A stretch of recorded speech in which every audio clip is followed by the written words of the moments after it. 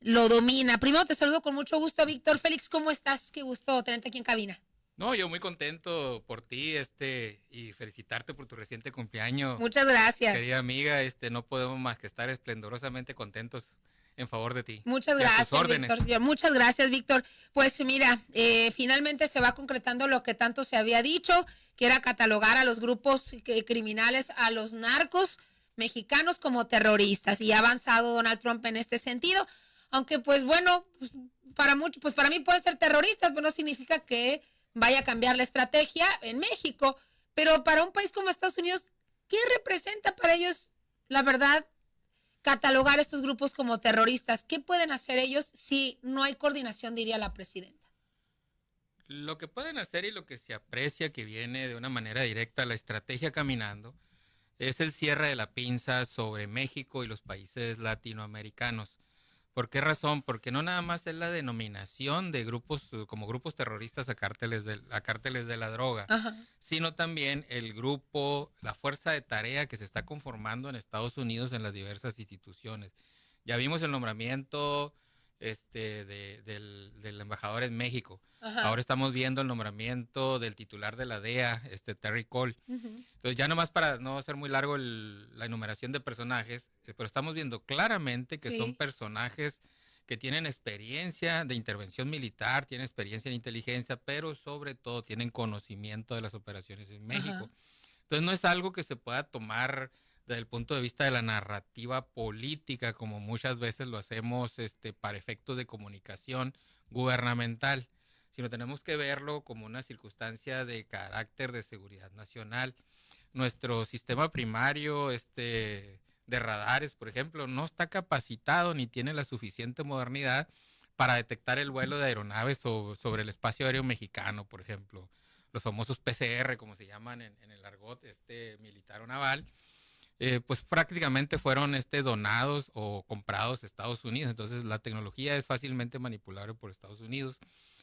Por otro lado, México no ha denominado tampoco cárteles a ninguno.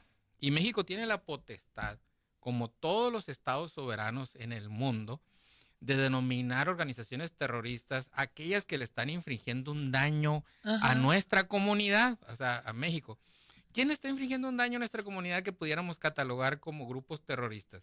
Pues el Tren de Aragua de Sí. Colombia, los Choneros de Ecuador, los Soles precisamente de Venezuela y de Uh-huh. Colombia. O sea, son 11 grupos delincuenciales transnacionales que ya se tienen claras evidencias de que en México están operando.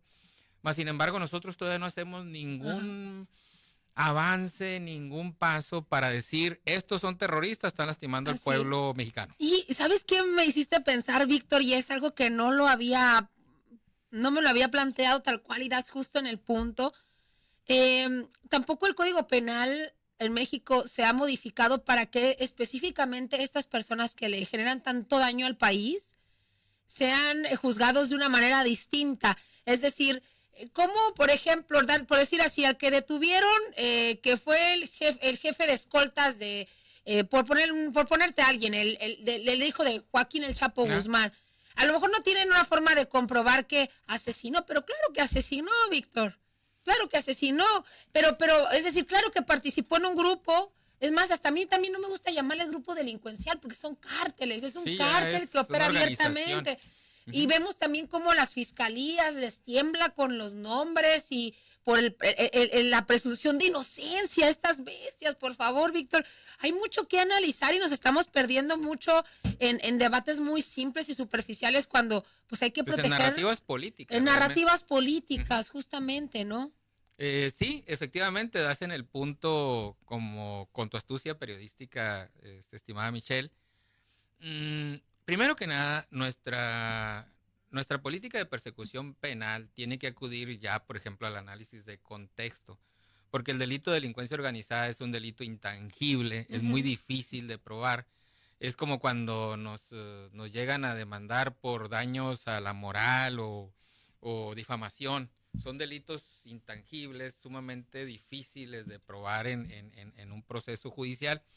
Pero sí hay 7 delitos federales: la asociación delictuosa, la aportación de armas, la aportación de pertrechos militares, el número de viviendas que tiene, o sea, el enriquecimiento ilícito, sus propiedades. O sea, hay muchas formas de cómo llevar y sacar de circulación a un delincuente, no necesariamente bajo los preceptos de que, este es un grupo cártel terrorista, porque eso es muy difícil de probar porque refiere a una acción compleja. Pero yo sí veo bien, por ejemplo, al secretario Harfush, que hoy por hoy, por ejemplo, el operativo Enjambre que está haciendo en Estado de México. en Estado de México y que hoy por hoy está caminando en Nuevo León, y que ha ido muy bien. Está judicializando a autoridades civiles, militares y policiales que están deteniendo y civiles sin cargo político, que están apoyando la delincuencia, pero se está judicializando por delitos del fuero común. Nada más que la suma de los delitos del fuero común, pues totalmente los inhibe de mantenerse en la calle a estas personas. Entonces se cumple el fin objetivo, que es extraer de la sociedad a estas personas porque están lacerando el crecimiento del desarrollo de la sociedad.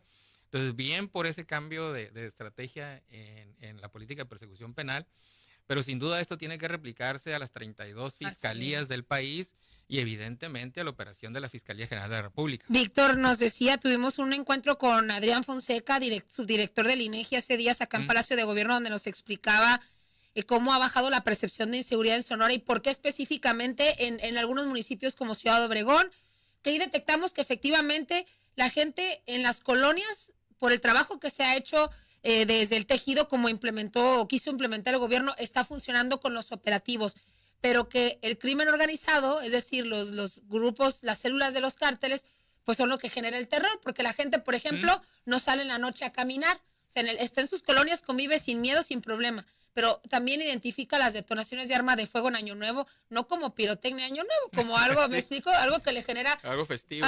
Sí, totalmente. Y a lo que voy con este comentario es que mencionaba y me parece muy preocupante y ahora que relacionas a las fiscalías, es que solo el 7% en general de todas las, del universo de delitos que se cometen, incluyendo estos que tienen que ver con lo relacionado a los cárteles, a las drogas, en fin, a las armas, solo el 7% no hay nada, es nula las denuncias y el trabajo por ende que pues le tocaría a la fiscalía. Quizá la fiscalía puede decir, pues, estamos topados, ¿no? Pero pues es mínimo. Evidentemente fiscalías tienen una sobrecarga porque no han tenido el apoyo suficiente para aumentar su personal y equipamiento. Eso siempre hay que decirlo primero. Segundo, percepción no es realidad. La percepción cambia porque es una emoción que se vive, cambia con un hecho. Entonces no es posible determinar. Se utiliza mucho la percepción, vamos de nueva cuenta a la narrativa política. Se utiliza mucho la percepción para decir que ha bajado el delito, cosa que es totalmente falso. Utilizar ese indicador es un error por una razón muy sencilla. El número de delitos en México ha aumentado. El número de homicidios dolosos, el número de desapariciones el número de desapariciones de personas ha aumentado. ¿Por qué razón? Porque el contexto ha cambiado. Si le preguntásemos nosotros en octubre a los habitantes de Villahermosa, Villahermosa, Tabasco, si ellos se sentían seguros, el 99.99% te iba a decir que sí, porque no había ningún acto de alto impacto delincuencial. Si le preguntamos ahorita, después de la detención de un liderazgo criminal, precisamente el cártel de Caborca, que es el que tiene presencia en Villahermosa y en Cancún, lo detienen en Puebla y genera un pandemonio que hasta la fecha no pueden controlar en Villahermosa. Vayamos a preguntarle ahorita a los habitantes de Villahermosa cómo se sienten. El 40% te va a decir el 60-70% te va a decir que totalmente inseguro. Entonces, eso hace parecer, pues está en función de cosas inciertas, que bajó la delincuencia en Obregón, porque ahorita que en Obregón ahora tiene 70 y acá tiene 77. No, lo que ha variado son los delitos de alto impacto en razón del reacomodo de las fuerzas, ahora sí que del mal, ¿no? De las fuerzas delincuenciales. Entonces, hoy por hoy, por ejemplo, ahorita a 4 meses, la última cuenta que hicimos de los delitos, pues ya íbamos en el 30%, por decir, del año, pero ya llevábamos el 47% de los homicidios cometidos el año anterior. Así es. Llevábamos el 58% de las desapariciones cometidas en el año inmediato anterior. Entonces ha cambiado el modelo delincuencial porque hoy, por ejemplo, no tenemos ejecuciones en la vía pública, pero sí tenemos un incremento impresionante de desapariciones de personas, de raptos. Entonces, hay que juntar todo el escenario para poder determinar la política de persecución penal. Víctor, tengo que ir a una pausa. ¿Nos esperas tantito acá en cabina? Con todo gusto. Vamos a una pausa y ya regresamos. ¿Qué cárteles son los que están designando? El cártel de Sinaloa, Víctor, el cártel Jalisco Nueva Generación, el Noreste, la familia michoacana, Cárteles Unidos, además, como ya lo mencionabas, Tren de Aragua, Clan del Golfo de Colombia, Tren de Aragua Venezuela, pero también Colombia, y MS-13, que son los Mara Salvatrucha, ¿no? Aunque yo creo que de todos estos cárteles que mencionamos, el que va a ser más fácil combatir, pues va a ser el de El Salvador, porque ya vimos como Marco Rubio directamente fue a aterrizar a El Salvador sin problema y ahí van a hacer y deshacer. De hecho, ya está muy desmada la Mara Salvatrucha por toda la acción del presidente Bukele. Entonces, ¿Y te parecen buenas las acciones del presidente de El Salvador, así como para tomarlo como un modelo para que se implemente en México? Sí comparto, de hecho, muchas de las técnicas que él ha establecido. Evidentemente hay unas que no, que no, pero sí en lo general comparto. O sea, la aplicación de la ley es eso, o sea, la ley es fría, y establece un supuesto. Si lamentablemente caemos en ese supuesto, bueno, se paga una pena corporal o en el caso de infracciones administrativas, pues se paga un numerario, es decir, un dinero. En este caso es penal, o sea, sí coincido en muchas de las acciones que está haciendo. Hay otras que podría considerar yo violatoria de los derechos humanos, que son los menos, y probablemente si tomáramos como ejemplo esa política, sería en la parte que en lo personal yo trabajaría para disminuir. Pero definitivamente los resultados en El Salvador, donde anhelo hacer un viaje pronto para conocer de viva voz y de presencia ya los resultados y cómo la población percibe. Quisiera hacerlo lo más rápido posible para tener esa expresión, pero sí, definitivamente en lo general sí coincido. Sí, Víctor, hacerte una pregunta por último y agradecerte tu visita acá a Radio Fórmula. Hoy la presidenta Claudia Sheinbaum cuestionaba al gobierno de Estados Unidos que cuando ellos van a catalogar a sus propios grupos delincuenciales, porque si no, ¿quién distribuye el fentanilo? ¿Tiene esos grupos de Estados Unidos como los tenemos nosotros también? ¿Tiene a sus capos? ¿Tiene a sus jefes de escolta? ¿Ellos también tienen un sistema de cárteles en Estados Unidos? El cártel del tipo latinoamericano-mexicano no existe. O sea, en Estados Unidos es un modelo retail, es un modelo de mercadeo más cercano a aquellos tipos de venta que conocimos del Fuller, del Tupper, que en nuestras casas, yo me recuerdo mi madre, mi casa familiar de chico, que llegaban el famoso librito y ahí escogías hasta el desodorante, jabones. No me refiero al librito, sino me refiero al modelo de punto venta casa. Ese modelo es el que se utiliza en Estados Unidos.